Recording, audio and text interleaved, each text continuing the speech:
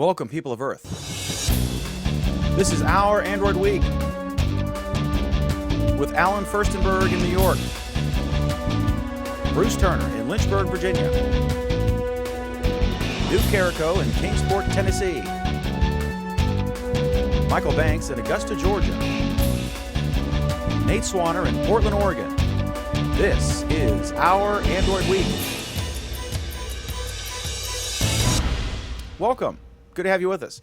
The panel today is Mr. Alan Firstenberg and Kadeaus Couloute. Welcome, Alan. Welcome, Dan. And Kadeaus is in Newport Beach, California. Where are you? Yeah, Newport Beach. Why do you say this every time? We introduce our panel. All right. And we have Pam Adger, who is in Menifee, California. Welcome, Pam. Hi, Dan. Hi, everyone. This is Pam's first appearance on the program, and she has an excellent recommended app at the end, which will be a first. Yes, yes, her first app and a first. It will be quite timely, I'm sure. Hopefully, it won't result in the demise of the app, as last week's recommendation from Alan did. So, okay, let's get to it. We don't have a lot of topics. There wasn't a lot of news this week, but there was some. We're just going to go right to our discussion round. And I've got, this is funny, but the description I wrote was, following critical review from Alan, Flappy Bird developer has meltdown and removes app. This was weird. I guess it's a guy in Vietnam, and he writes retro-styled 90s Game Boy-looking apps. Is that, what's the best way to describe it? What era? Almost like 16-color little arcade style. It's a 16-bit app, you know, the basic, you know, Game Boy type app from that time. You know, it has some character. It's a very, you know, retro look is very trendy these days, so it was very much a stylistic, a good style choice these days. This is one of many apps that he wrote, and this one just happened to catch on like wildfire. It was the #1 app in iOS, a #1 game. I don't know if it was the #1 app, maybe it was. On iOS and on Android, and the guy was like, who was the actress? I Just Want to Be Alone, you know, Bridget Bardot, was it? Apparently he didn't like all the rumors were that he was making $50,000 a day from advertising, which I guess is theoretically possible if you're the #1 app on both platforms, and apparently it's wildly addicting. And then do you see an ad every time you use it? Every time if you crash and die and you start over, you see a new ad? I think it's even constantly rotated. By the way, it was Greta Garbo that said, "I want to be left alone." Thank you. You're welcome. You saved our viewers having to Wikipedia. So that's a verb now. You can Wikipedia something. So anyway, the guy announced on Twitter that he was pulling the app in 22 hours, and then he did. I downloaded on both my devices. So I guess he's gotten a lot of publicity, and he's still going to make money from the app, right? Even though he's pulled it from the Play Store. If you continue to use it, he still gets the ad revenue, presumably. And he's got a ton of publicity. And now they're selling phones with the app pre-installed on eBay. I don't know who's buying them, if anyone's going to buy them. But apparently it's a wildly addictive, irritating. There were pictures of people crashed or broke their screen. They were so mad. What's your take on this, Alan? You reviewed it last week. I reviewed it last week, and what I said last week was it's a terrible game, but kudos to it for being. What, Kadeaus? You disagree with my assessment that it's a terrible game? I mean, I saw your eyes bug out there. No, I just thought that was kind of funny that you just said that this game was terrible. I haven't actually loaded it. I've only seen people play it, but I never downloaded it myself. So when you just said that, I was like, oh, wow, it's just that bad? No, it's not that bad. It's just hard.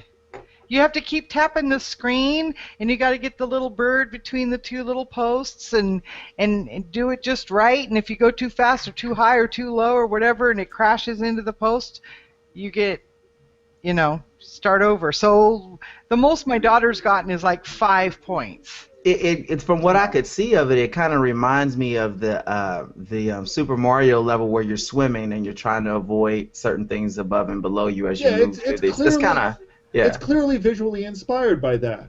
And yeah, I don't think it's a great game. I think the best thing about it is that it's incredibly simple to learn and to play. But beyond that, I don't find it a massively great game. Well, It's Charlie just handed me his phone and wanted me to actually Yeah. try to play it real quick. It's So- surprisingly addictive, actually. It's funny, I don't find it surprisingly addictive. I played it 5 times and that was it.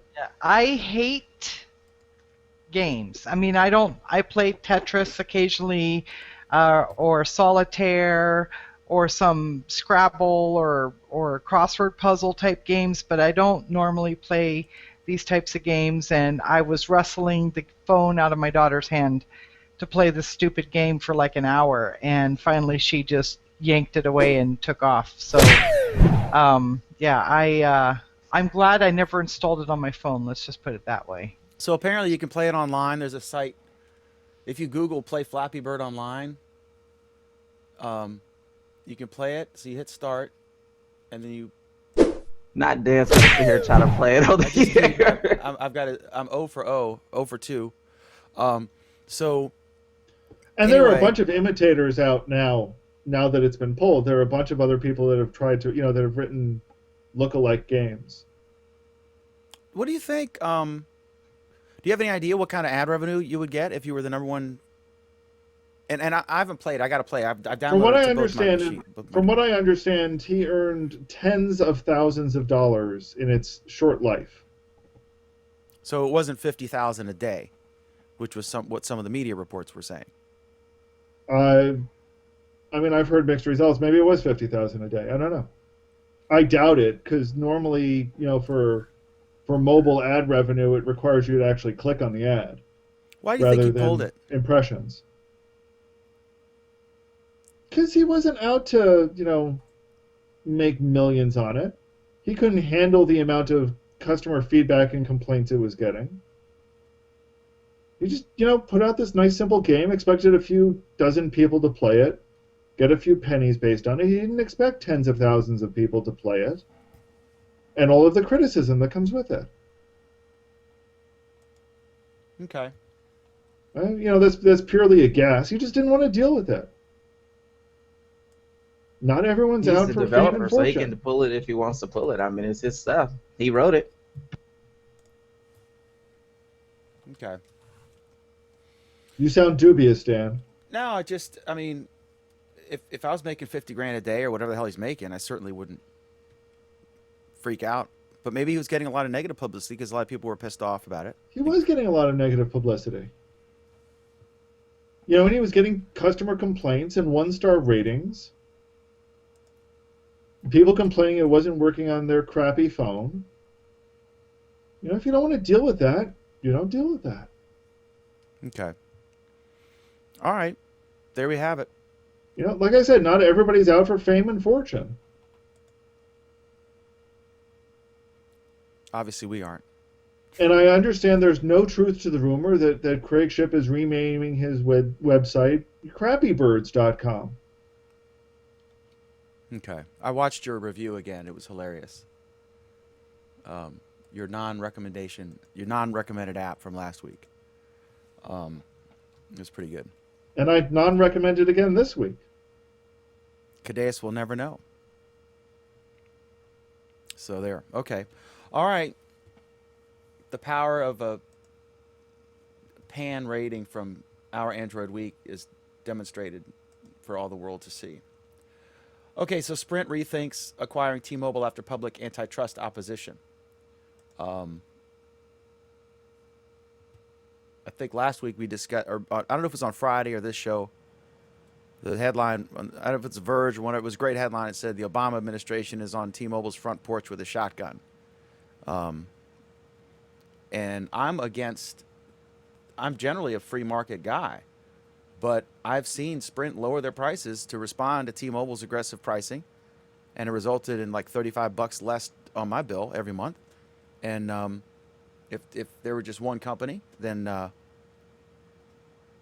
there'd only be 3 big ones, and that competition wouldn't be there against Sprint. I'm all for T-Mobile selling if they want to sell, but I'd rather they sell to some not one of the big three. What do you guys think? Who else are they going to sell to? And how would it be profitable if they didn't sell to one of the established companies? Maybe a company, a overseas company that wants to get in the game. They are an overseas company. T-Mobile is was Deutsche Telekom. Just like Right. SoftBank bought Sprint, right? Or did they buy Right. T-Mobile? They bought Sprint. Hmm. I mean, there are lots of overseas company. That guy in Mexico, Carlos Slim, he's big into cell phones. He might want to make a play in the U.S. And I wouldn't rule out that you see somebody like, well, I wouldn't have ruled out Google until 2 weeks ago. Now I'd rule them out. I wouldn't rule out Apple. I wouldn't rule out Microsoft, except Microsoft, is in the middle of buying Nokia Why would you rule Google out? because they just sold Motorola, clearly demonstrating they have no interest in playing that game. It'd be really interesting to have Google actually own Spectrum. They're certainly they've created ISPs through purchase and through And creation. they threatened to buy Spectrum in the past, and they used it to force Verizon to at least pretend to play by the rules. Not that Verizon's doing that, but that's another story completely. Just ask Jeff Jarvis. And one programming note, I think Rich is joking around, but I did want to point out that Craig Shipp is doing a show at 10 p.m. Eastern tonight, about a half hour, and he's celebrating 5 million YouTube views. So good for Craig. That's at 10 o'clock on the area cable. Just look And for we'll be Craig done Shipp. by then, so Yeah. we don't want to trample Craig's show. You sure? You sure we're gonna be done by then? Oh, we're going to be done by then, all right. What do you guys think about Sprint acquiring T-Mobile? Well, see, my issue with that is Sprint's already been down this road once before, where they sit and they try to acquire a technology that's not theirs, and then they sit here and they try to dance back and forth on trying to decide which technology to use, whether it's going to be, in the last scenario, it was IDN and CDMA. It's funny, I was just talking about this the other day. If Sprint was to acquire T-Mobile, I would really push and encourage the service to actually move more towards GSM than trying to take the GSM customers and move them to CDMA. So, I mean, that would be my perspective. I don't think they should go down that road again. And I guess Dan vanished on me.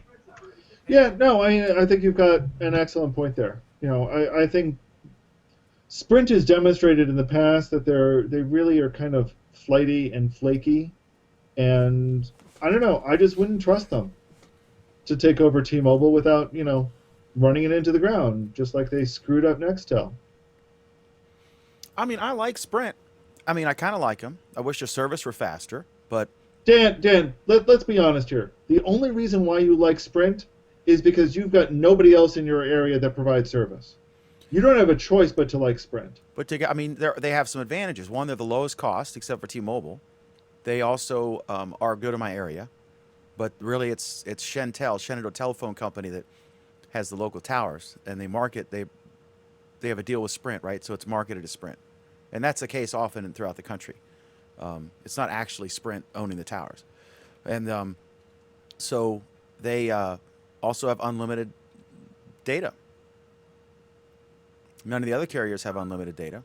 T-Mobile has unlimited data. They do. A lot of carriers have unlimited data, but it's not really real unlimited because everything is with restrictions now. So, I mean, even Sprint, they'll kick you out if you use too much data, even though they say they have unlimited. There's a category that's considered abuse that they can follow you under, and then give you 30 days to port your number before they cancel you. I've seen it happen to a lot of people. So, don't believe that it's 100% unlimited, because it's not. Okay. And I would put a sign in my yard and a full-page ad in my newspaper if they screw with me. I've done that stuff before. Okay. All right, so there we go. Any thoughts, Pam? You could care less, probably. Okay. Pretty much. I'm not even unmuting my microphone for this one. All right, so next up, this is just a gossipy. Tim Cook calls out Google on Motorola and Android's crappy tablet experience.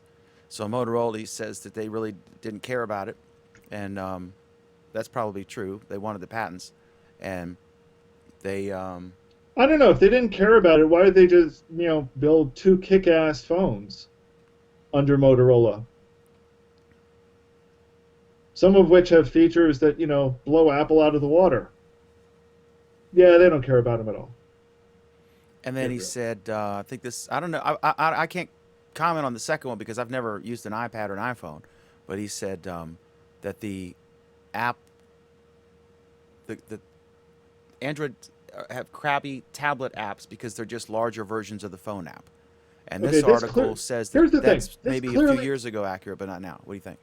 This clearly demonstrates why Tim Cook is ignorant. Apparently of Android. Kadeaus can't believe I just called Tim Cook ignorant. Man, I'm really glad that we have Kadeaus on the panel now because I get to see his facial expressions, not just his reactions when he types. This is great. No, I mean, yes, there are a lot of apps written for cell phones that do screen size doubling. But I'll tell you something. There are a pile of apps on iOS that all they do is screen size doubling as well. And in fact, it's easier and better supported on Android to support multiple screen sizes and multiple screen layouts than it is on the Mac, on iOS, where it's a pain in the ass. Okay, so he should really look at his own house before he starts throwing rocks. Kadeaus, you used an iPad, right?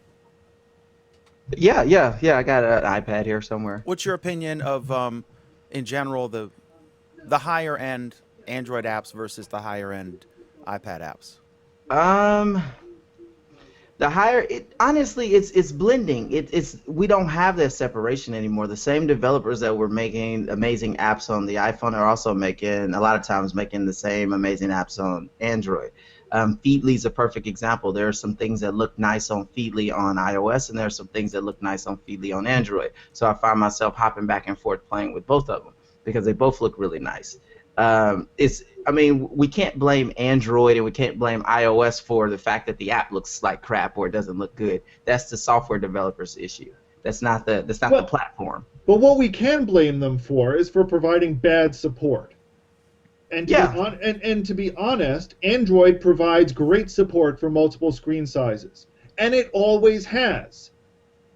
Android developers have always had to deal with the fact that sometimes you're going to be running on a smaller screen than others, and they had to learn with that from day one.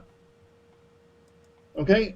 iOS developers didn't have to learn that until the first iPad came out, and then they had to relearn it again when the Retina display came out. And some of them just don't get it still. Whereas Android developers have always had to deal with this issue, and they've always dealt with it one way or another. Sometimes they dealt with it by ignoring the issue, which they could, and other times they dealt with it by honestly trying to create better apps for different screen sizes.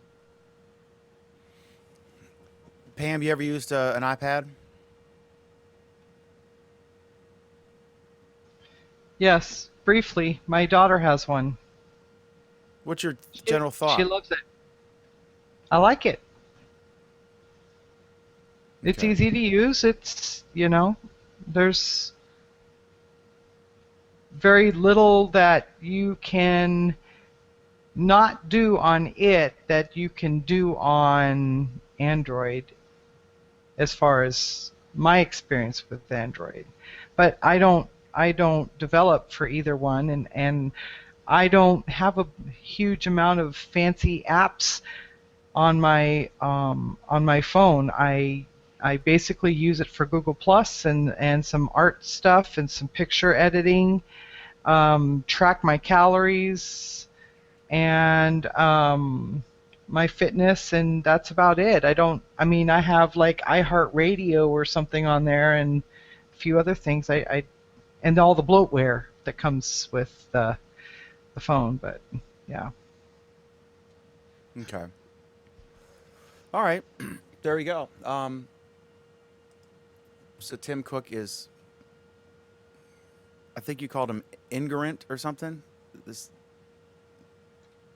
Yeah, something like that. Okay. Ask Siri.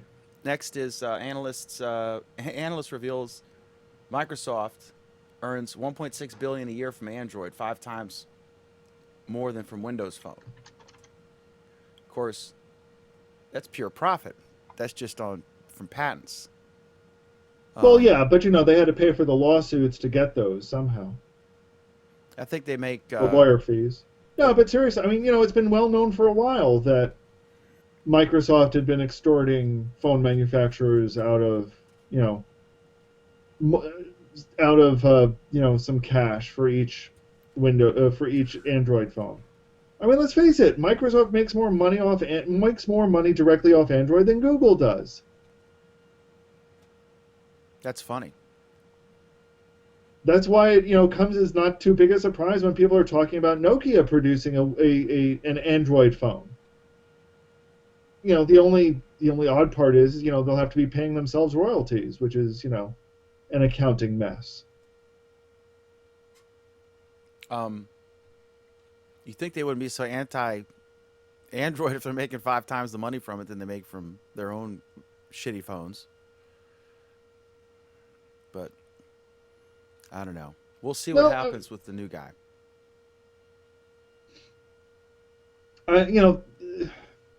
They're complaining about they're fighting against Android as a long game type thing. They obviously want Android to die eventually because they want to be able to make money directly instead of indirectly. They want to be in control of their profit centers. As Android opposed to won't somebody die. else being in control of the profit center. What? They won't die unless, except like through litigation or something. And that's doubtful. Very doubtful.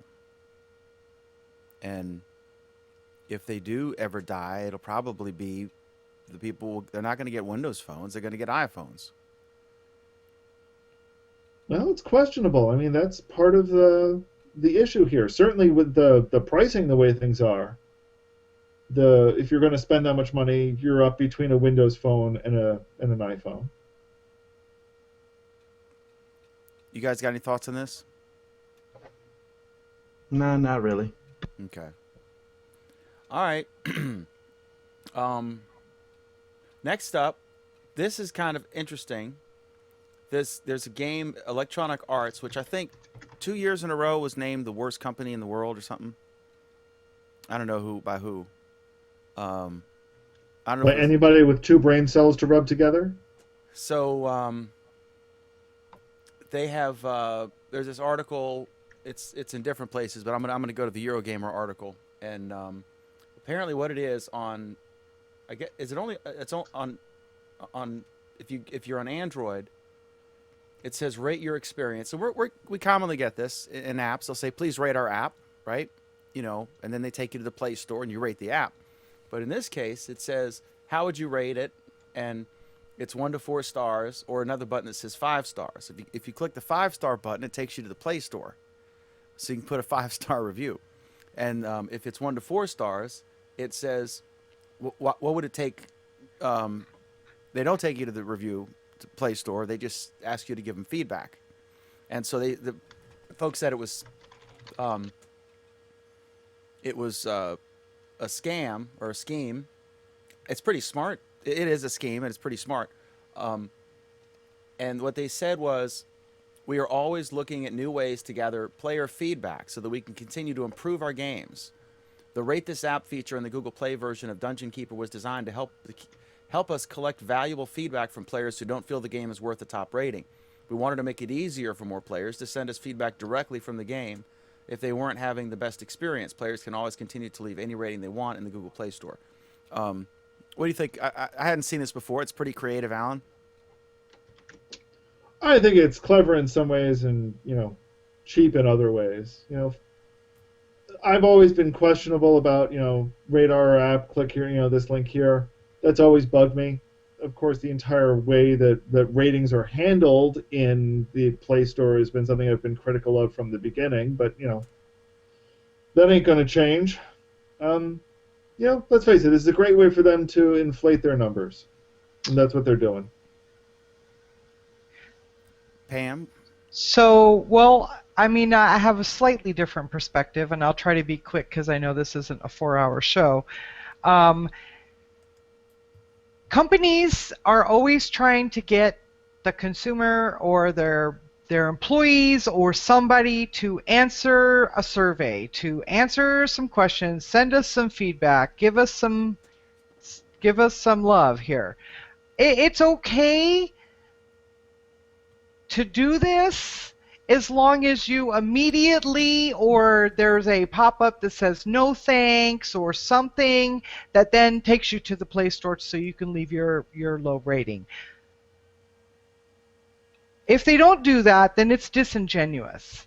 But if they did that, then it's a way of them basically getting the customer to leave some sort of feedback. It's great that someone says, oh, this is the most awesome game on the face of the earth, or awesome app, or whatever, and they leave a rating. They don't need the feedback on that. They need the feedback on what's the problem. And customers are loath to do that, and when they do, it's nonsense. Like, this is bloatware. Well, could you be more specific? Or this is the stupidest game on the face of this earth. Well, that's non-responsive.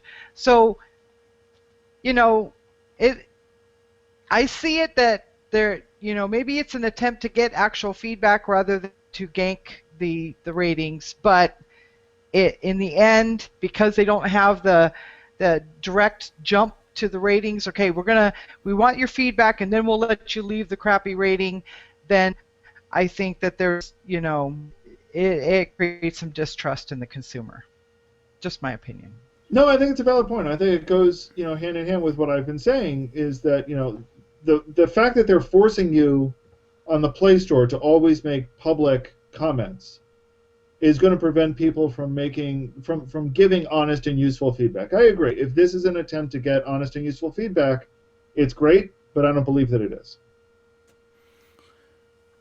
Do you have any thoughts on this, Kadeaus? He is chowing down. None at all. Yeah, I think it's smart. It's creative. It's clear what it's doing. It says, 1 to 4 stars or 5 stars. How would you rate it?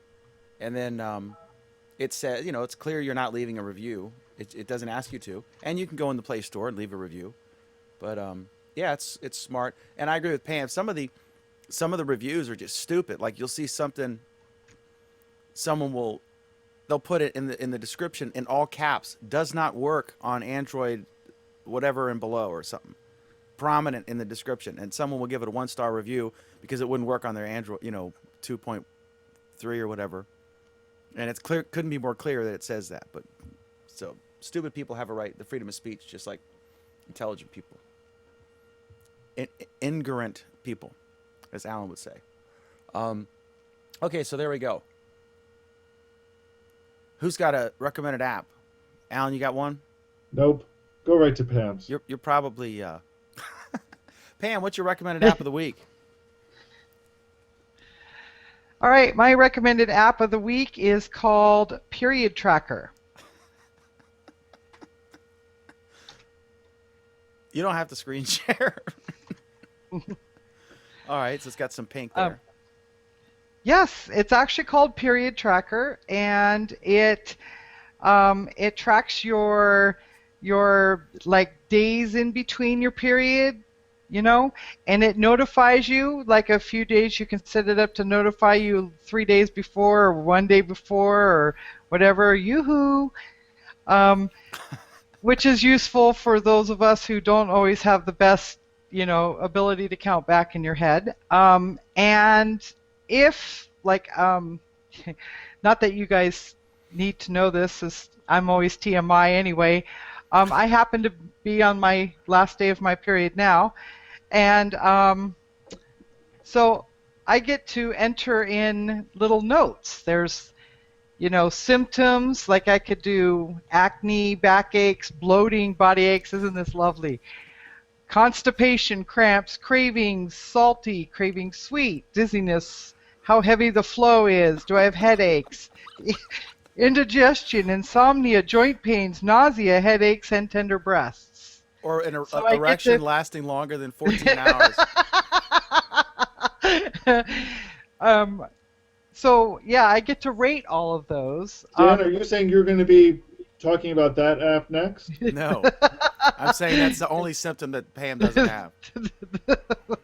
No, those are these are common symptoms of women from, periods start around the age of 13, 12, whatever, and go until you're in your late 50s. And these are all common at one time or another in your life. Like I would get acne when I was 20. I don't get that now except for on occasion. Backaches, those things. These are all common symptoms. And then Pam, it has moods. Now, Pam, And- I understand that this is probably not something you're very interested in, but does this app also work as a fertility tracker? It does. I have disabled that feature because I have been fixed for 20 years, so I don't need it.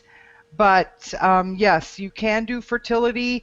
It has your weight, your temperature, and of course, I've only had utilized this for 1 month so far. So as you go a period of time, it'll be more accurate. It learns, kind of like your typing, the little typing thing when you're trying to type words or whatever, those common words that you use will pop up sooner. So it learns as well, and it'll become more accurate as you use it more and more. But yes, it does have the fertility, ovulation, when you're fertile, and of course, in order to make use of it as a pregnancy,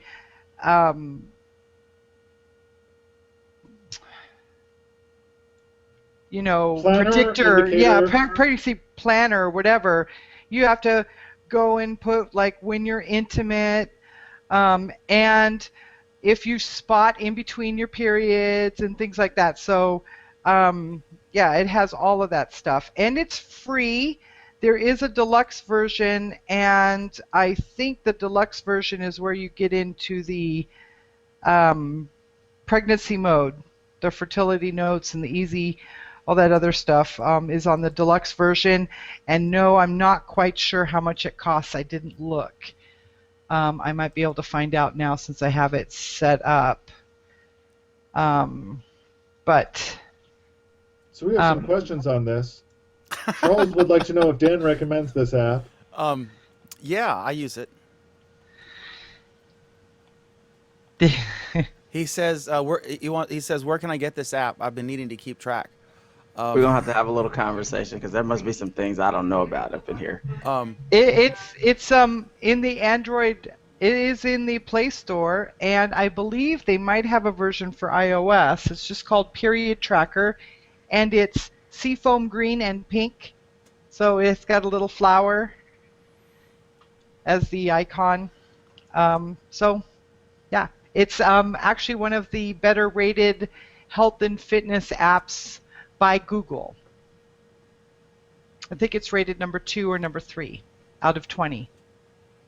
So I mentioned this to my housekeeper that you had talked about this app, and her reaction was, I was like, "Don't you know, when it's coming?"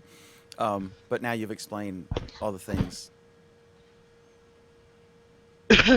So, what are the ads? Are there ads in it, and where are they from? yeah, there are ads on the bottom, and just Kotex? I mean, you men might, I don't know how much. No, Amazon Local is one of the ads. The truth is, you've had your period for a while. You're already kind of locked into a favorite brand. You're not likely to change your brand of feminine protection.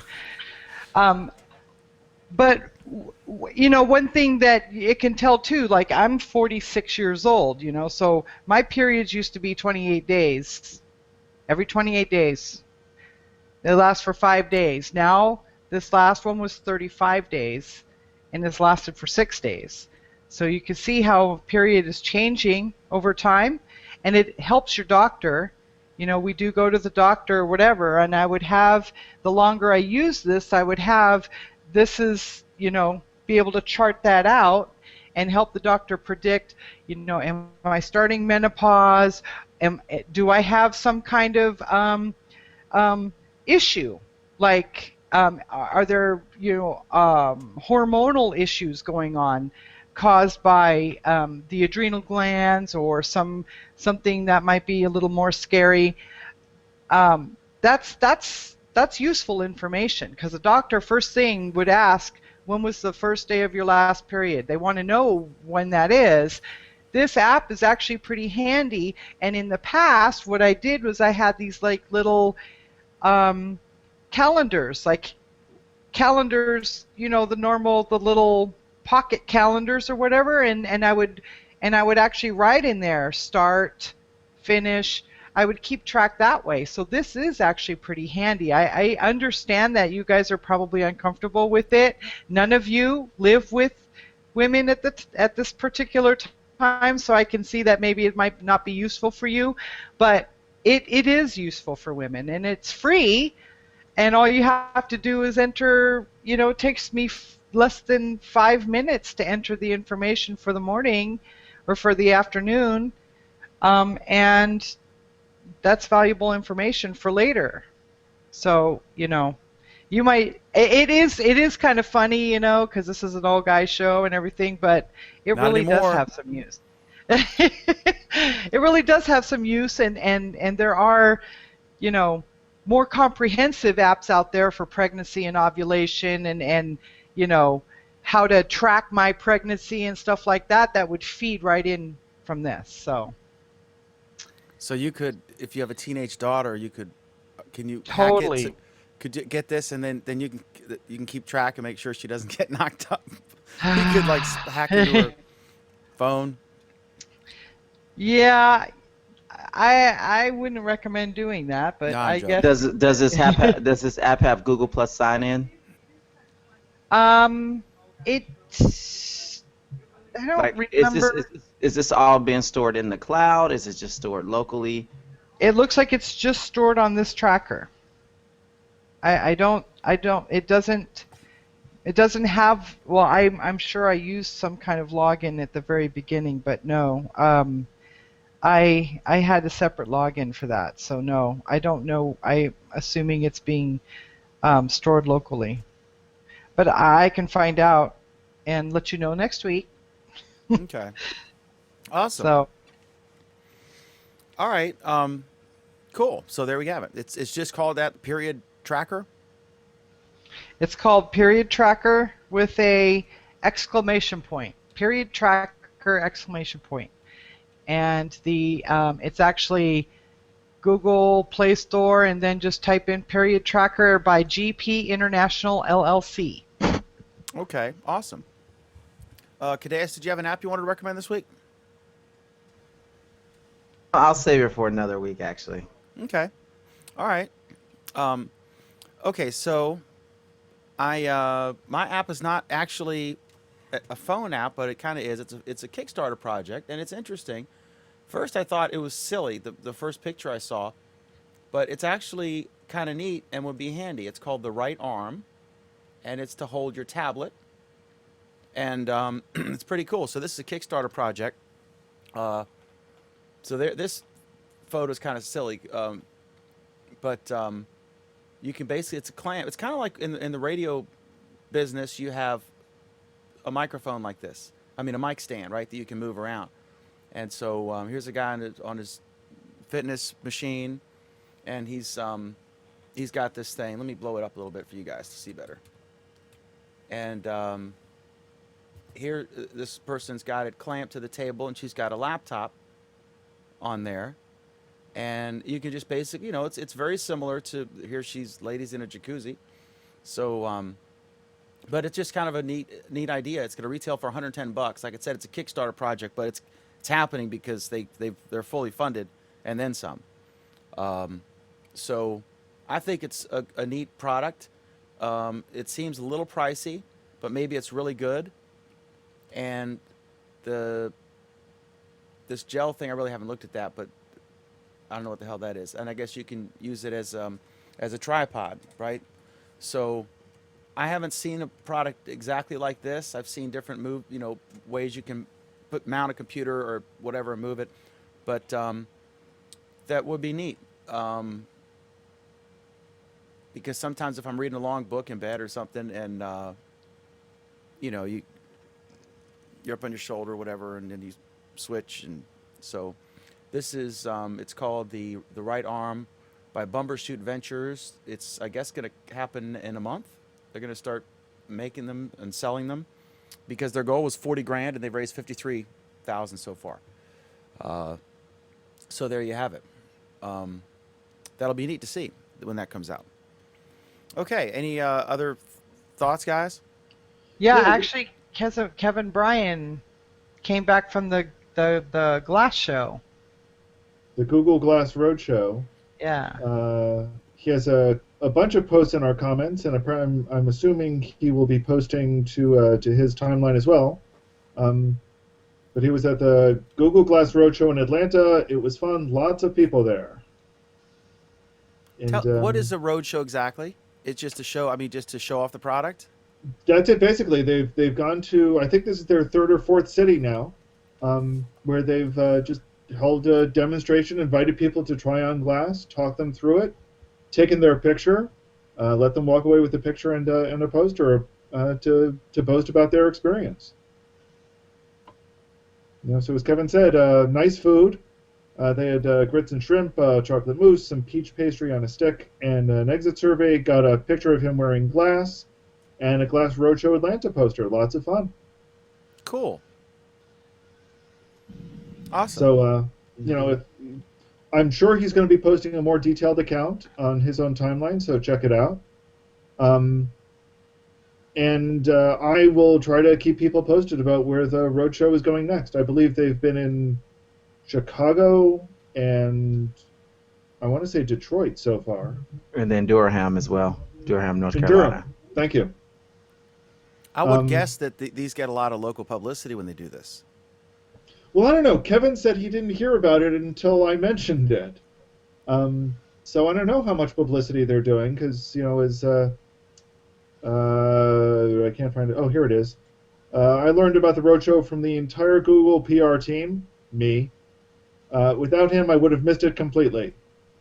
That's Google not PR, good. what Google PR? So we mentioned this on our Friday night show, our Google Plus week. That's at 8:30 p.m. Eastern, 5:30 p.m. Pacific. Don't forget to tune in where we talk about all sorts of things Google, including Glass and Google Plus and, stuff. Okay. I've never had shrimp and grits. Neither have I, but it sounds good. It does. And the chocolate mousse. Ooh. Okay, cool. All right, awesome. Thanks to the panel. Thanks to the viewers. We do, as Alan said, we have another show called Google Plus Week, which is Friday at 8:30 p.m. Eastern. Or Pam yells at us. And 5:30 Pacific. 8:30 Eastern, 5:30 Pacific on Friday. Pam, you were great. Thank you. Thank for, you. Definitely introducing a woman's perspective to the show tonight. Yeah, it wasn't as popular with some of the YouTube commenters, but I'm not going to be doing period apps every week or anything, so this was actually kind of fun to do because I knew it would totally throw you guys off, and that's always fun. But yeah, I won't be doing like women apps or anything. I'm not bringing the girly perspective or anything, so no worries. Okay, maybe I'll do Pornhub next week. There you go. Okay, so Kevin, last comment here. Kevin says there was no publicity at all, none. Was some of the media there, Kevin? Checking it out, the local TV stations or whatever. You probably would have seen the cameras. The press guy, the print guys, you may not have recognized. That'd be interesting to know, to see if they encouraged that. I don't know. Maybe they just wanted. It was just sort of like local technically inclined people, or was it Joe Public? You know, how many people were that kind of thing? Was it geared for people who would have found out or expressed an interest and it was kind of for them, or was it a general public event at an amphitheater? You know what I mean? That's interesting. So they may not have wanted publicity. I don't know. But okay, so there we go. So we are here every Monday at 9 p.m. Eastern, 6 Pacific, 9 Eastern, 6 Pacific, Mondays for our Android week. So thanks for watching or listening later for the folks who listen on SoundCloud. And until next week, until next Monday, have an awesome Android week.